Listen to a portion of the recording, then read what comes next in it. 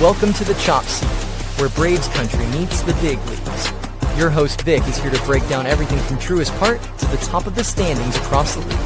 From walk-offs to wild trades, this is your seat for everything baseball, but a heavy dose of chop. So grab your glove and settle in, because the Chop Seat is open.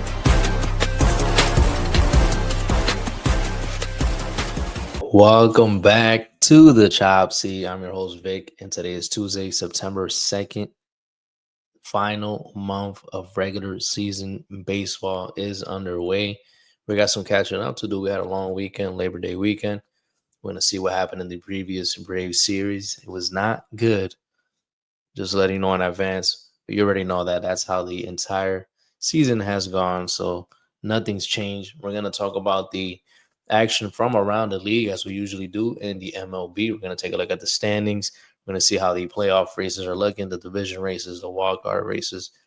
They're starting to get down to the nitty-gritty, so we're going to keep an eye on those standings, and then we're going to look at the upcoming Braves series and the Braves forecast. It actually started yesterday, since it was a new series. So we got a lot of catching up to do. So let's go ahead and get it started. Let's head into our first segment. It's time for Tomahawk Takes. It's time for Tomahawk Takes, where we take a look at the previous Braves series, and that was a series against the NL East leading Philadelphia Phillies. But before we get into that, Tomahawk Takes is brought to you by SeatGeek. Use code CHOPSEAT20 for $20 off your first purchase on SeatGeek. Go catch a game, baseball game. Football's about to start. You want to catch a football game, NFL. You got some college football games as well. Those are already underway. You want to go watch a concert, watch a show, use code CHOPSEAT20 on SeatGeek, and you're going to save yourself $20 off your first purchase. So make sure to save this code, save this video, and save yourself $20. Again, on SeatGeek by using code CHOPSEAT20. So again, like as mentioned, it was a series against the Philadelphia Phillies. We're not going to talk too much about these games, man. We're not going to talk about too much about these games because it was not pretty. It was pretty ugly, if you want to call it that. Game one. Game one started off good. It started off pretty good. Braves got out to early 3-0 lead in the top of the first. And I was like, all right, we're looking good. That was against Aaron Nola. Aaron Nola ended up going 6 innings. He gave up 4 hits, 4 runs, all those earned, 3 walks, and 4 Ks. He actually ended up picking up the W. So remember, you scored 3 in the top of the first. You're able to score another one later on in the game. But he goes 6 innings and he gets the win. He's now 3-7 with a 6.47 ERA. He was going up against Kyle Schwarber for the Braves. Remember, he was just picked up recently. He goes 3 1/3, 9 hits allowed, 9 runs, all of those earned, no walks, 4 home runs given up, 4 homers given up in the ball game. He takes the L, of course. He's 4-12 with a 6.04 ERA. The Phillies, they get 20 hits in this entire game. 20 hits. They score 19 runs. Yes, 19 runs. The Braves, 4 runs on 6 hits. It was a 19-4 victory for the Phillies. Completely obliterated the Braves. It was not a good... If you're a Braves fan and you're at that game, bro, I'm sorry you had to see that in person. I'm really sorry you had to see that in person. Kyle Schwarber, Schwarbombs left and right. He hits 4 homers in the game. The Phillies hit a total of 7 homers in the game. Kyle Schwarber single-handedly beat us. He had 9 RBIs in this ball game. It was not pretty if you're a Braves fan. Not pretty at all. One of the worst. I feel like this year we've seen one of the worst Braves losses in recent times, bro. Like, it's been pretty bad. You had this game. This game's pretty bad. 19-4 victory. That's 19-4 victory for the Phillies. That is insane. Terrible. Disgusting. Then you got the don't forget the loss against the Diamondbacks. at home against the Diamondbacks where you choked that game. They're able to score, what was it, 8-9 runs or something like that. That was one of the worst losses I've seen. And as of, can't even speak, bro. Can't even speak when I talk about these losses. As of late, that's one of the worst losses. You also had one against the Giants where we choked that one up. That was at home as well. You were up in the game. You were up in the game, and I think it was Verlander pitching. Verlander was pitching. I think he was like 0-9 coming into that game, or maybe 0-10. I can't remember. 0-8. He picks up his first win, of course, and when he goes up against the Braves, and I think the Braves even had him bases loaded in the bottom of the first, couldn't score or anything.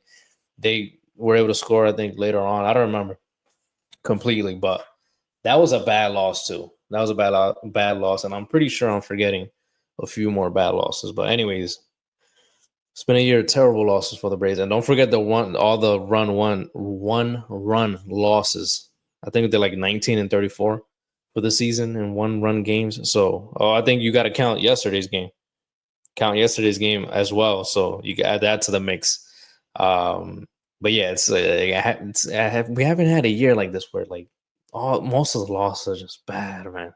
It's like bad losses. Anyways, that was a ball game. That was game 1. 19-4 victory again for the Phillies. Braves lose game 1. Game 2, they lose that one as well. The Phillies win this one 2-1. On the mound for the Braves, it was Bryce Elder, and he actually did solid again. He was pretty solid.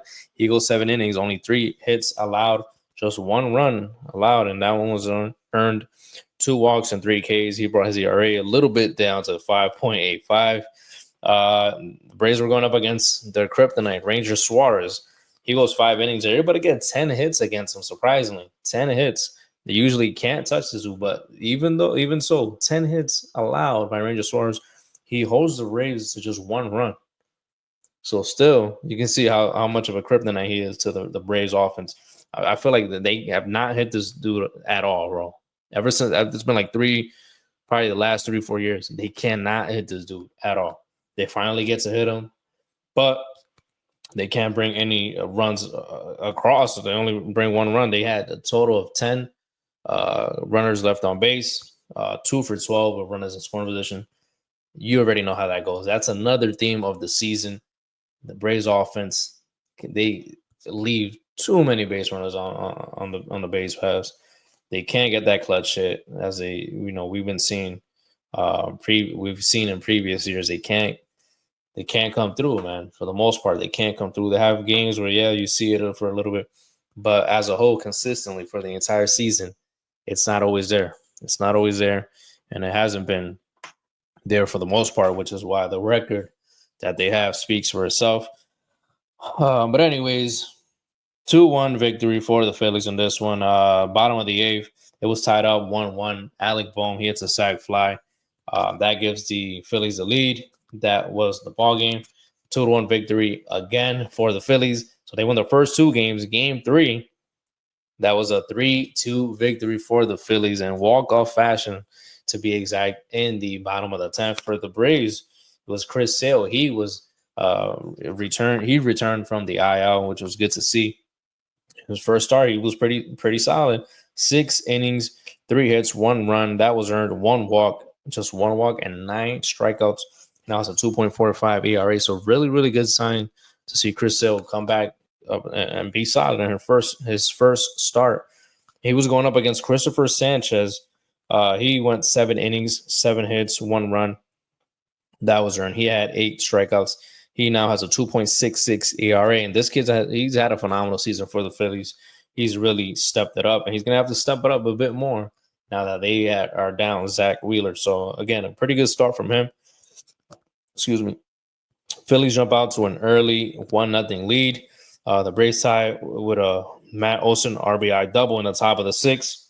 The Braves, they're able to score 1 on a Nacho Alvarez RBI single. But in the bottom of the 10th with 2 outs, bases loaded, you're almost out of the jam. Almost out of the jam, but not exact. Trey Turner, he singles 1 out to right field. Alec Bohm scores. Acuna's throw is offline. It's not in time. Nicholas Castellanos, he scores. That gives the Phillies, a 3-2 victory in walk-off fashion. 3-2. They win game 3. So now they won the first 3 games. The Braves are looking to avoid the sweep in the final game of the series. This was the ESPN nightcap. Pretty sure ESPN was disappointed. I'm pretty sure they thought Braves Phillies on this date would have been lit. I know that we're looking at that. They were marking this down since the beginning of the season, early on, thinking that it would have some really, really good, playoff implications in this ball game. But obviously, the Braves suck, so it's not the way that they wanted it to go down. But anyways, this one, the Braves are able to avoid the sweep. Thankfully, in Philly, they are able to get out of Philly with 1 win. They win this one 3-1. It was Herson Waldrop on the mound. He goes 5 2/3, 4 hits, 1 run earned, 4 walks, 9 strikeouts for the kid. He now has a 1.01 ERA. Jesus Luzardo, he goes 6 2/3, 2 hits allowed, no runs, 1 walk, 7 Ks, 4.05 ERA for him. It was an early for the Phillies. On the bottom of the 4th, Brandon Marsh, he hits a solo jack. That makes it 1-0 Phillies. Top of the 8th. This is when the Braves start to score. The Braves, they load up the bases. No outs, of course. Of course, no outs. Bases loaded, no outs, of course. They're only able to score 1 run, and that was on a Matt Olson ground out to second on the fielder's choice. That's a theme of the season. It's the theme of the season. You got bases loaded, no outs. You're only able to score 1. Sometimes they don't even score at all. That's how bad this team is offensively. It's been going. We had some sparks, especially in the second half. We've seen some sparks of a decent offense. I think they had the most runs scored. I'm not sure if they're still there, but they had the most runs scored in the second half, probably a few games ago. I don't know where they're standing at now. I can't tell you, but so we've seen sparks of a good offense. But again, this is the theme. One of the themes for this team: bases loaded, no outs. You can't score. You got to score at least 2, bro. You got to score at least 2. You got no outs, bases loaded. You got to score at least 2. But here they score 1. That ties up the ball game. Top of the 9th, Jake Fraley, he gets on with a single. Then the rookie, Drake Baldwin, he hits a 2-run homer. That gives the Braves the lead. That was number 15 of the season for him. Bottom of the 9th, Raiso Iglesias, he comes in. He gets a 1-2-3 inning. He threw 10 straight strikes, and that gave him the save number 23 of the season for him. So, again, Raiso Iglesias, he's been pitching way better than he was definitely in the first half. Too many blown saves that he had in that first half. But that's how it went down. I'm trying to see here I know we had some news on the roster expansions. I think it was Roldy. Excuse me here. It was Roldy Munoz. Yes, Roldy Munoz. He was brought up with the roster expansions. He was brought up. Looking at something else here real quick, because of course I didn't look at this. 1 second here. Ain't that something? Anyways, let me go back to the show because I'm over here trying to multitask. Obviously, I cannot do it. So Rolly Munoz, he was brought up. They also activated Hayden Harris from AAA Gwinnett. He was activated. Also, no, before I forget this one, Hae Sung Kim. He was picked up from the Rays. They claimed him from the Rays. He has a $16 million player option for 2026. This might be our shortstop by Alex Anthopoulos. Is this? I mean, we got to be honest. Nick Allen, he's great defensively. Guy can't hit. We can't afford that anymore. We can't afford to have a nice glove per shortstop. We need to fill that spot in the lineup with someone that can hit. We need to. It'll make drastic difference. We need a guy. We need everyone hitting in every position. We can't afford that anymore. He's a sure-handed shortstop. If everyone's hitting, we could afford that. No, you can't, bro, because everyone's not going to be hitting like that. We got to be realistic. 2023 was just a one-hit wonder. 2023 was a one-hit wonder where everyone and their moms and dads and grandparents were hitting. You saw it last year. Didn't happen. You saw it this year. It didn't happen. That was a one-hit wonder. We cannot afford to have glove first guys on the field. You can't. The only spot that I'm going to say that I would take it would be catcher, because you got to call games and you got to block behind the plate and all that good stuff. That's the only spot I would say you can afford that, in my opinion. Shortstop, I need a bat first shortstop, bro. Now, you're not going to be missing every play either, but obviously we know we need a guy that can hit at shortstop, make the routine plays and hit the ball, get on base. That's what we need. So maybe Ha-Seong Kim is that guy. Is he the guy? Let me know in the comments what you guys think of the move, that pickup, or if you think the Braves are going to explore someone else at shortstop, free agency or via trade during the off season. So let me know what you guys think. What else we had? So he was activated. Ha-Seong Kim was activated today. Jerson Profar was put on the paternity list. But again, Hayden Harris, he has been activated from AAA Gwinnett. He has a 0.56 ERA in 48 innings this year between AA and AAA. He has a 41% strikeout rate against his hitters. That's pretty high. And he has a 9% walk rate. So keep an eye on him. We'll see if he can make his mark here in this final month of the season and try to get maybe in there, try to get for a spot, fight for a spot for next year starting now. That's kind of the benefit of being pretty bad this year, that you're able to, start seeing some competition for spots going forward into the 2026 season. You're trying to see who may be a factor coming in till next year. So that's kind of the benefit to being terrible this year for sucking. I mean, you got to be honest. We suck, and you got some holes to fill. So, you're able to, you could afford to be able to throw guys out there and see if they're going to be a good fit for next year. So that is all that we have for the Tomahawk Takes segment. And now we're going to head into our next segment. It's time for the MLB.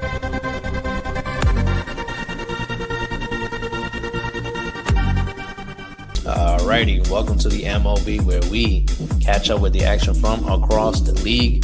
We got a lot of catching up to do because we had some series during the weekend, and then we had some that started yesterday and Monday, Labor Day. So let's get right into it, guys. Let's get right into it. The first series we're going to look at, it was the Miami Marlins against the New York Mets. They had a 4-game set that started on Thursday. The Marlins, they take game 1. They win that one 7-4.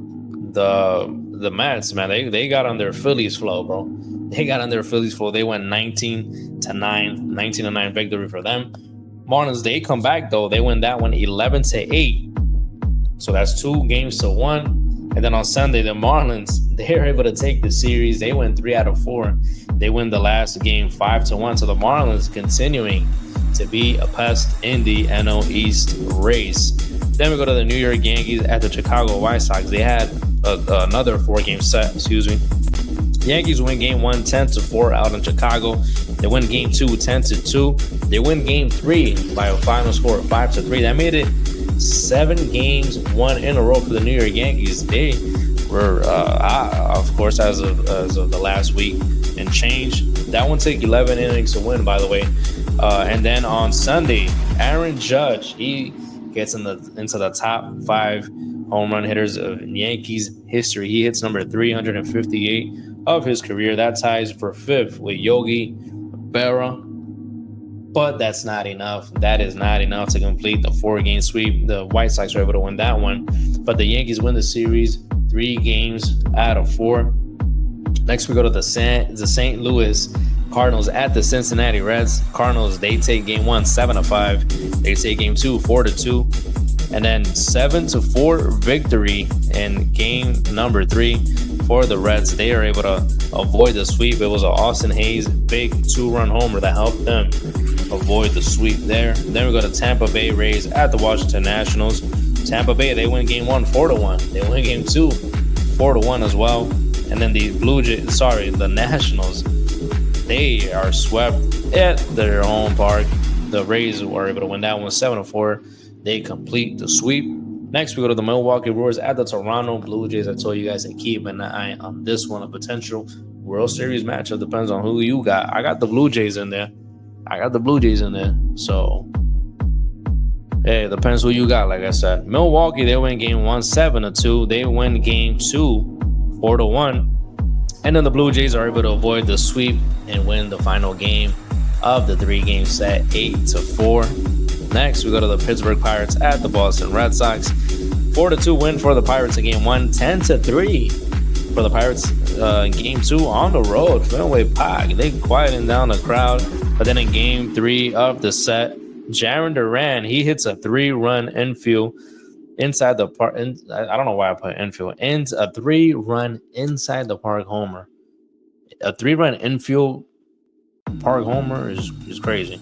It's crazy, but you know what I meant. A 3-run inside the park homer that helps the Red Sox win the game 5-2. And it's funny because I had turned on the game. I was keeping an eye on one of the fantasy players that I had. So I was watching that game for a little bit, and I was actually able to see this exact play, and it was nuts, man. He hit it into the alley, and Jarren Duran has some speed, bro. He has some speed. I don't really watch him like that, but that guy can fly, bro. So, anyways, they win that one 5-2. They avoid the sweep. Next, we go to the Seattle Mariners at the Cleveland Guardians. 2 teams that are in the hunt. This was another one to keep an eye on. The Cleveland Guardians win game 1, 5-4. They win game 2, 4-3. Julio Rodriguez, he hits a 2-run infield single. Yes, a 2-run infield single. That helps the Mariners to win game 3 of the set and avoid the sweep. They win that one 4-2. Next, we go to the Los Angeles Angels at the Houston Astros. Astros take game 1, 2-0. Angels win game 2, 4-1. Astros, the Angels, they win the third one, 3-0. And they actually had a weird 4-game set that came into Monday yesterday, and the Astros were able to win that one 8-3. So they get a 4-game. They split the series. They win 2 games apart. I don't know what I was gonna say. They win 2 games each. They split the series. Next, we go to the Detroit Tigers at the Kansas City Royals. Tigers win game 1, 5-3. Royals, they come back, win game 2, 3-1. Tarek Skubal, he improves to 12-4. He now has a 2.18 ERA. He goes 7 scoreless innings to have the Tigers win the rubber matchup 5-0, and they win that series. Next, we go to the San Diego Padres at the Minnesota Twins. 7-4 victory for the Twins. 12-3 victory for my Padres in game number 2. And then the Twins, they're able to steal this series. They steal the series from the Padres. They win that one 7-2. Chicago Cubs at the Colorado Rockies. Chicago Cubs, they win game 1, 11-7. They win game 2, 4-3. That's a series win. Put that in the books. And then the Rockies, to avoid the sweep, they win the final game 6-5 at home. Mickey had a walk-off triple off of Danny Valencia. That's the ball game. Write that one up. They are able to avoid the sweep. 3 more series left, guys. Texas Rangers at the Athletics. Texas, they win game 1, 5-2. They win game 2, 9-3. They win game 3, 9-6. They bring out the brooms out in Sacramento against your Athletics. Arizona Diamondbacks at the Los Angeles Dodgers. Diamondbacks 3-0 win in the first game, 6-1 in the second game. And then it's Will Smith with a pinch hit walk-off homer in the final game of the 3-game set to avoid the sweep. The Dodgers avoid the sweep, but the Diamondbacks, they take 2 out of 3. And then last but not least, the Baltimore Orioles at the San Francisco Giants. The Giants, they take game 1, 15-8. Baltimore, they come back. They win the second one, 11-1. But then the Giants, they go crazy in game number 2. They had a bunch of homers. 13-2 victory for them. 10 Ks for Justin Verlander. So pretty good to see from him. Still shoving out there, man. The guy's shoving. He's doing his thing. This guy is not to be played with. That's what happened during the weekend. Then we have some series that started yesterday. So we're going to take a look at those real quick, because when we look at the standings, it's going to reflect all these games from yesterday. So new series that went on their way yesterday was in Miami. Marlins at the Washington Nationals. The Nationals, they take the first game 2-0 shutout victory for them. So keep an eye on this one, guys. The New York Mets at the Detroit Tigers, another potential World Series matchup. Depends who you got in there. I don't know. Let me know. Let me know in the comments, who do you have in the World Series right now? Let me know. But this is one of them. This is a potential one. New York Mets at the Detroit Tigers. So let me know what you guys think in the comments. But it was a 10-8 victory for the New York Mets. Juan Soto with a grand slam. He goes in Dueca. Number 36 of the season for him. Then he had a 2-run triple later on in the game. Dang. He's cooking, bro. He's cooking. He is able to give the Mets the win in game number 1 of the series. Then you got the Toronto Blue Jays at the Cincinnati Reds. Hey, this might be another potential World Series matchup, bro. The Reds are close. They're still not done. They're still not finished. And they show you why. Because in the first game of the series, they win this one 5-4. Noelvi Marte with a walk-off 2-run single. They win that one, and they keep pace with the New York Mets when it comes to the wild card spot, that final wild card spot.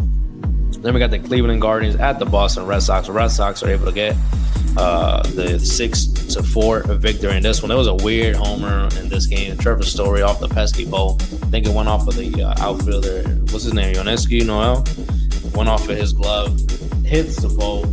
Then it hits the glove. Then it hits the fan or something like that. Crazy play. If you haven't seen it, go watch it. I think they said it was 306 feet. The homer, and I think it would have been a foul on every other park in the league. So it was a very weird one, but hey, it's fair. Off the pesky pole, 6-4 victory for the Red Sox. Next, we got the Chicago White Sox at the Minnesota Twins. The White Sox are able to take game 1 6-5. Athletics at the St. Louis Cardinals. Athletics take game 1 11-3.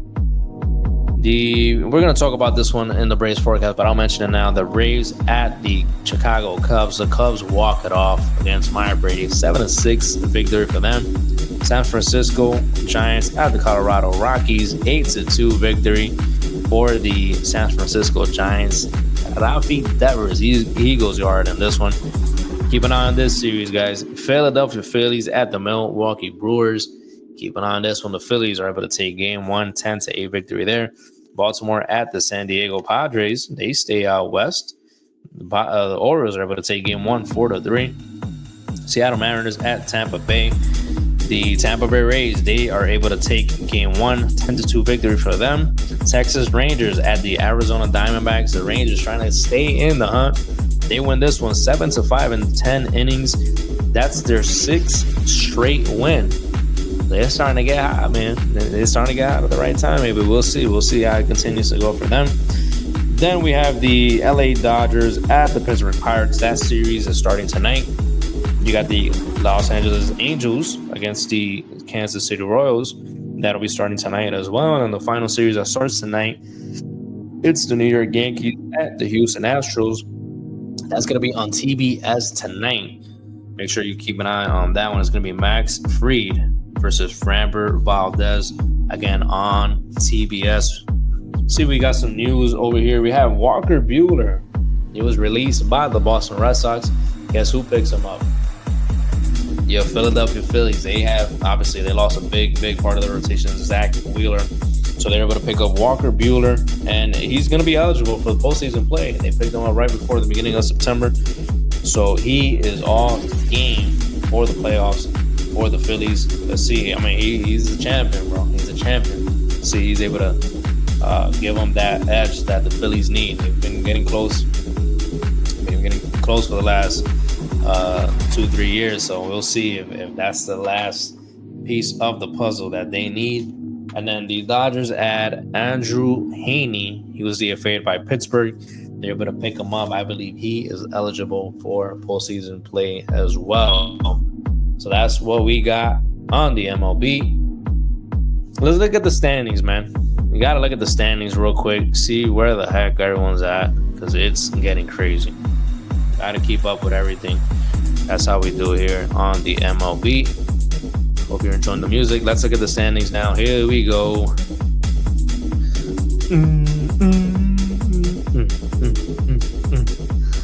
Lead is so far, bro. We're gonna start with the American League.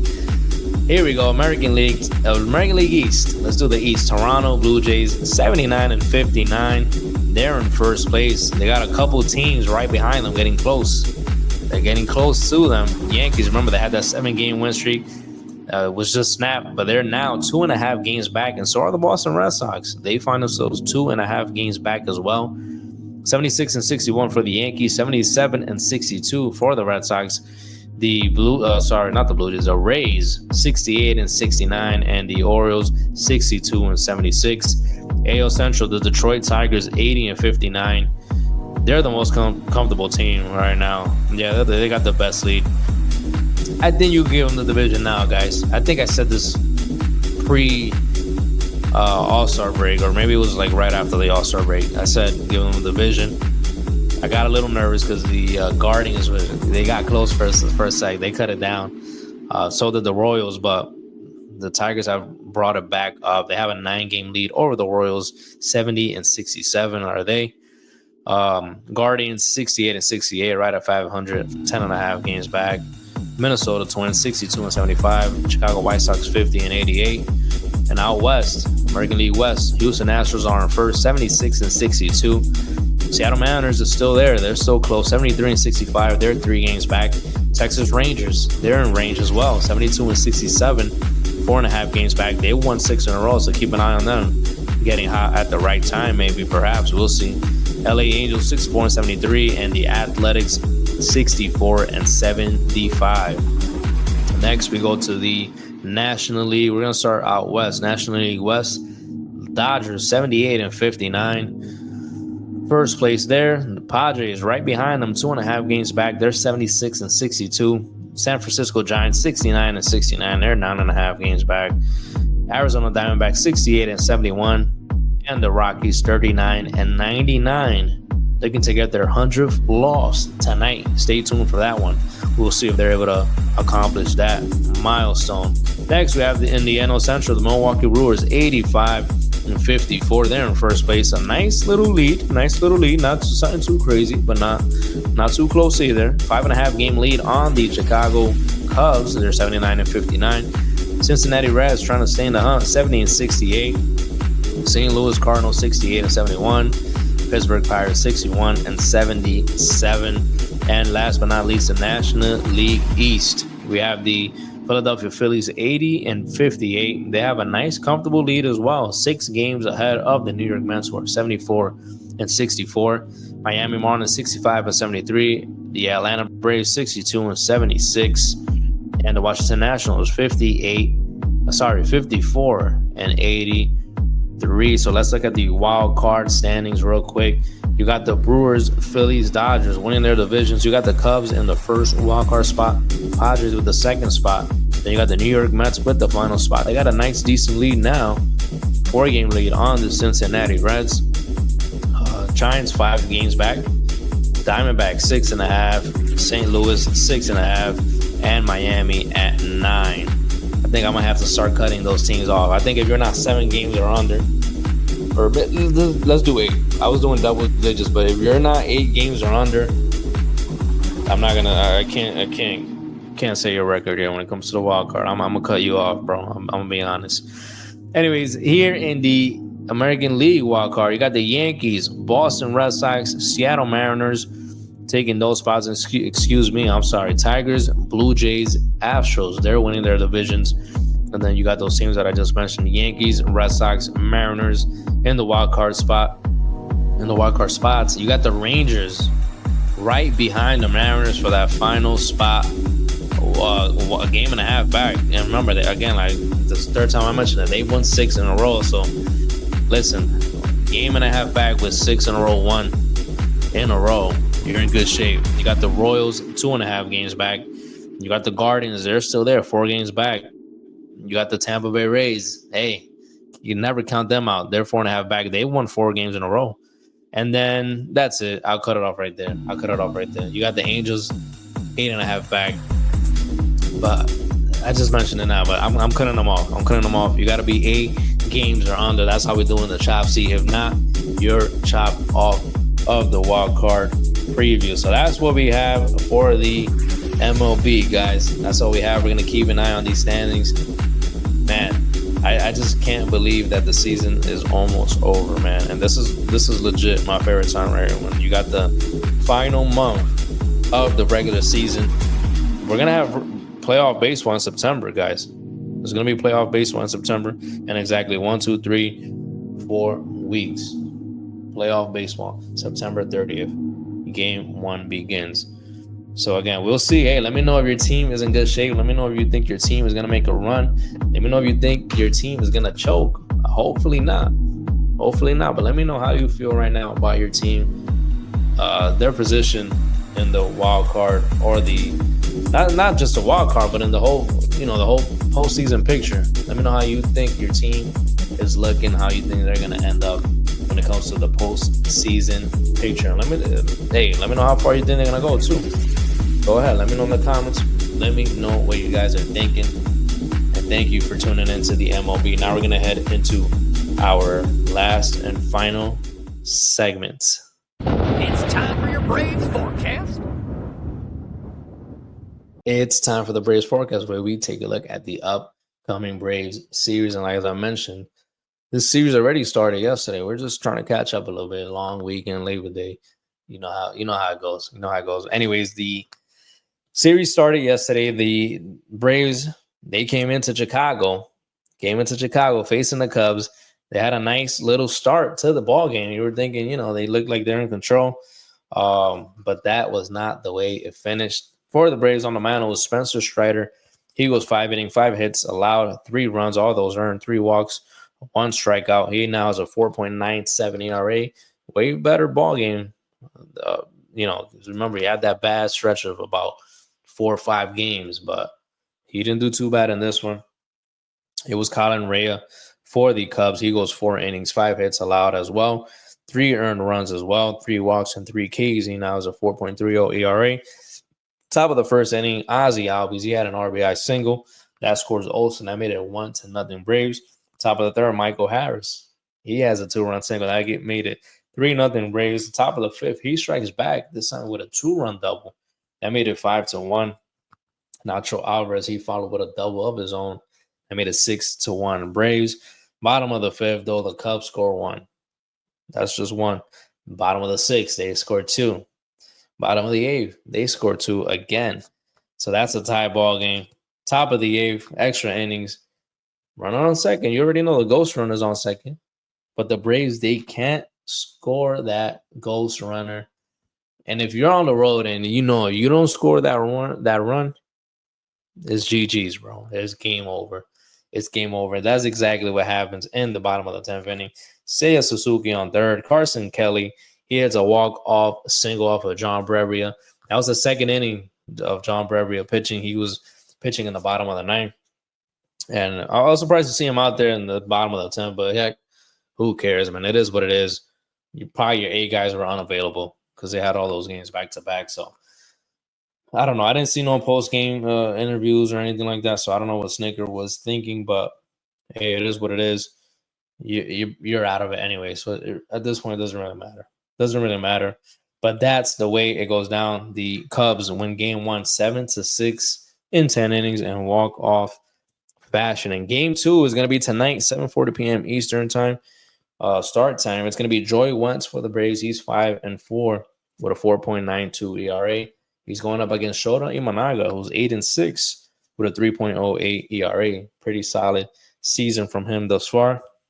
And then game 3 on Wednesday, 7:40 p.m. Eastern start time as well. It's going to be Bryce Elder, who's 5-9 with a 5.85 ERA. He's going up against Cade Horton. Hey, he's another Rookie of the Year candidate. I think he's in favor now of winning the Rookie of the Year. So hopefully we're able to see Drake Baldwin in there in the lineup going off against him. We'll see how that goes. He's 9-4 with a 2.92 ERA. The Braves are off on Thursday. Then they'll be home for the first of the final 2 homestands. This is the first of the final 2 homestands. So they'll be at home, I think, with the Mariners, if I'm not mistaken. Now, Let me just confirm that because I don't want to be talking off my behind. But I do think I saw it was against the Mariners. But we're going to confirm that because we don't want to sound crazy here on the chop seat. It is against the Mariners. I had a feeling, but I just wanted to confirm. And that's how it's going to go down. That's the Braves forecast. That's who we got for tonight. Started yesterday again. The Braves already lost game 1 of the set, of the 3-game set. So we're able to see if they're able to bounce back and win the series, or at least take one victory back home to Atlanta and just finish off this season, man. Let's finish it off. This season can't finish any sooner for the Braves. And we'll see if we could get a look at Ha-Seong Kim, man. Take a look at Ha-Seong Kim, see how he looks out there in shortstop, man. See how he looks for the final 3 to 4 weeks. Hopefully we see something good. Hopefully we're able to keep him in for 2026. Add a little bit of some offense into the lineup. I mean, Nick Allen, guy's great with the glove, but can't hit, bro. Can't hit, and we can't afford that, as I said, in the Tomahawk Takes portion. But anyways, if you listened thus far, thank you. Thank you for listening to the Chop Seat. We'll be back on Thursday. We'll be back on Thursday for sure. We're going to talk about the upcoming Brave series. We're going to preview that. And we're going to catch up with this one. That's going to start. That started yesterday. We're going to catch up with that. We're going to catch up with the rest of the series from around the league. And we're going to look at the series that will be starting for the weekend. I know there's a good one, Mets and Reds, coming up for the weekend. That's going to be good. I don't know who else is playing besides the Braves and the Mariners, but Mets, Reds, that's going to be good. Again, the Reds are 4 games back of the final wildcard spot, so it's going to get interesting. It's going to get interesting to see how everything plays out. But anyways, thank you guys for tuning into the Chop Seat. Make sure to follow us on Twitter or X, whatever you call it, Facebook, TikTok at the Chop Seat, and then on Instagram at the Chop Seat Pod. Also YouTube at the Chop Seat. So thank you guys for tuning in. Thank you guys. We'll see you on Thursday on the next episode of the Chop Seat.